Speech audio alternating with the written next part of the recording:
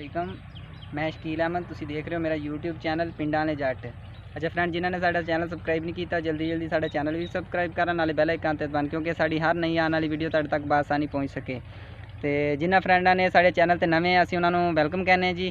तो बाकी जिन्होंने फ्रेंडा ने साडा चैनल सबसक्राइब नहीं किया वो साडे चैनल भी सबसक्राइब करना।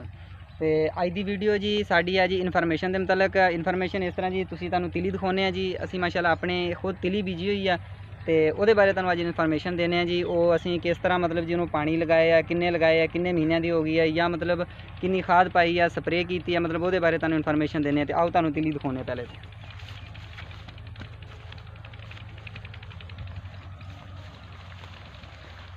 अच्छा फ्रेंड ए जी माशाल्लाह साड़ी तिली है तुसी देख सकते हो इसका कद ये तकरीबन कोई 2 माह की हो चुकी है जी ये तिली जिस टाइम बीजन तो लैके हुण तक। बाकी ये वाण का भी खर्चा मतलब सारा वो तो एक है वो तकरीबन 1.5 किले की जगह तुसी देख सकते इधर 1.5 किला इस तरह वा जी असी ये तिली बीजी हुई है।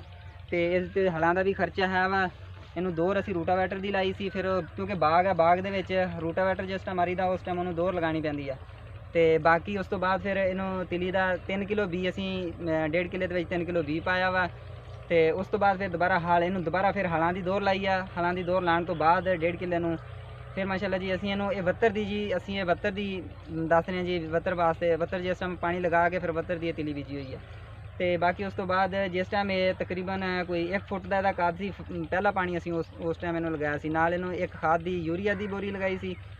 फिर उस तो बाद जो इनू दूसरा पानी लगाया वा उहदे नाल असी गवारे की 1.5 बोरी इनू 1.5 किले नू लगाई है जी।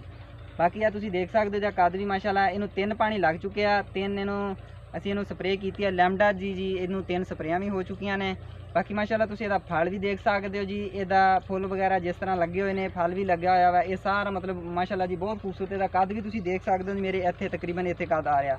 ये असी मतलब घर की पिछले साल असी जिहड़ा बी लिया के शहरों इनू पता नहीं जी असी तो यही सुनिया जी फैसलाबादी इनू तिल कहते हैं। बाकी हर जेडे साडे वीडियो देखने वाले उन्होंने पता होएगा जी एक मतलब जी किस तरह जी ये नाम असल की है लेकिन ये तिली है शाखा वाली तिली असी इनू कहने हैं।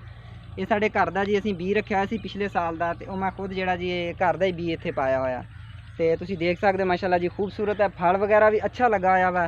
तो इधर तुसी देख सकते हो तो टहनी नाल देख सकते हो जी माशाल्लाह किस तरह माशाल्लाह जी फल लगा होया वा। तो बाकी फुल भी अजे इस तरह लगे पानी होर भी जरूरत है बाकी जिस तरह महीने तो बाद पक्केगी फिर भी असी वीडियो बनावांगे कि तुहानू माशाल्लाह जी दिखावांगे जी ये 1.5 किले की कितनी पैदावार हुई है।